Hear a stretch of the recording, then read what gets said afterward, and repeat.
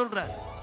அப்பொழுது இயேசு அவளை விட்டுவிடுங்க, என்னை அடைக்கப்படும் நாளுக்காக இதை வைத்திருந்தாள். எப்படி பாருங்க, இப்ப ஏற்கனவே இது தேவ சித்தத்துல எப்படி ஒரு கழுதை இருந்துச்சோ, இந்த கழுதை ஒரு பிளான் பண்ணி தேவன் அப்படி வச்சிருந்தார். இந்த கழுதையில அவர் பயணம் பண்ணி வரணும், பவனி வரணும், அப்ப எல்லாரும் ஓசன்னான்னு பாடணும்.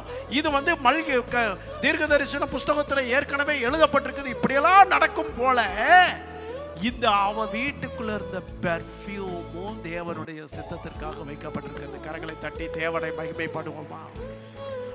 யாராவது சொன்னாங்களா? யாராவது சொன்னாங்களா? அந்த மாதிரி ஆண்டவர் சொன்னாரா? மரியாளே, உன் வீட்டுல ஒரு பெர்ஃபியூம் இருக்குது, அதை எடுத்துக்கொண்டு என் பாதத்துல ஊத்து, உன் தலைமையினால் தொட, இப்படி செய்யறது தேவ சித்தமா இருக்குது, பரலோகத்தில் இது முன்கரிக்கப்பட்டதுன்னு சொன்னாரா? செய்யவே இல்லை.